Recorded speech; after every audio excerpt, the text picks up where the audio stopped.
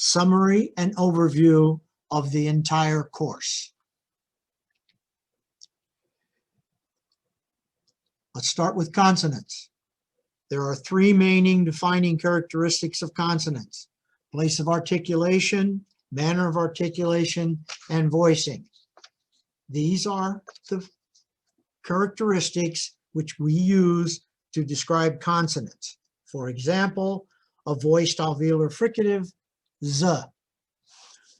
There's a chart at the beginning of the course which illustrates all of these consonants. And of course, they are also the phonemes of American English. Next, we treated the vowel phonemes. There are two main defining characteristics. First, front, central, and back in the mouth.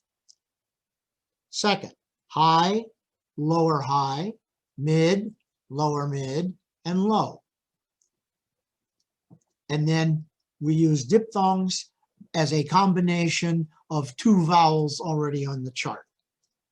Again, see the entire chart for this description and visual depiction of the vowels. And remember, there are 14 vowel phonemes, including the diphthongs, in English. And it is a key insight that they are separated into 7 long and 7 short vowels. And that's a crucial factor in understanding the vowels of English. Next, we discuss stress. Stress is a system which does not create different phonemes in English, but it does a very important job in signaling the longest and most important stress syllable in a word and in a sentence. If you put the stress on the wrong syllable of a word, it can dramatically change the pronunciation, and it's usually for the worst when it does that. If you remember the example we used in the lecture, you must put the emphasis on the correct syllable. Next, length. It also does not create different phonemes, but it does help signal the difference between voice and voiceless consonants, which are, as you know, a very dominant group of sounds among the consonants of English. Next, there are charts of the minimal pairs of the vowels and consonant phonemes. These charts demonstrate that these sounds indeed change the meanings of words.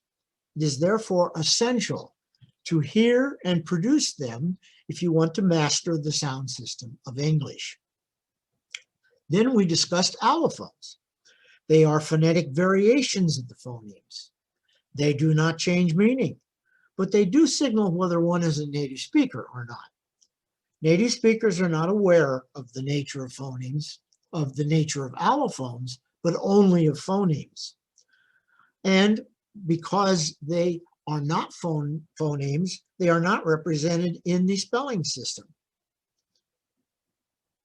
We did present a number of allophonic patterns, but they are only really essential to know if you want the more detailed aspects of the system. Then we talked about the history of writing. It's a very interesting story. Understanding it helps us to see how alphabets came to be.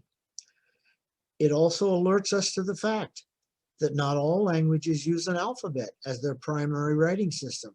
For example, Chinese and Japanese. The final unit gives a lot of information about the spelling system in English. It attempts to dispel, to some degree, the myth that English spelling is totally erratic.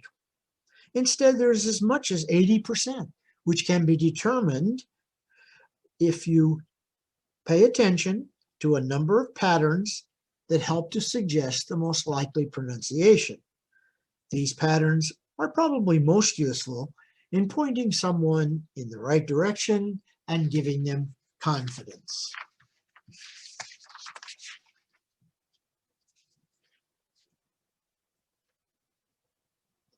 This information was presented to you in order to help you understand the overall sound system of English. You may use it to improve your own English, or you may use it to help others. But remember, you can't learn English by learning rules. Instead, you must use them as suggestions and pointers towards paths in learning. The actual process of learning English consists of practice, and even more practice. You must listen to spoken English. There are many media sources available. You must speak English whenever possible, even if it is difficult to do so. Reading English is the next most available path to learning and is extremely effective.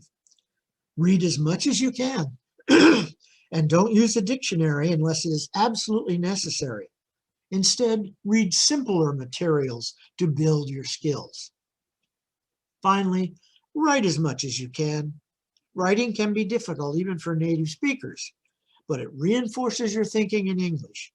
It reinforces your spelling skills, and you can edit your writing as much as you want, again, giving you a chance to practice, review, and practice. We hope that these materials will help you accomplish these goals. Good luck and best wishes. And this concludes Unit 11.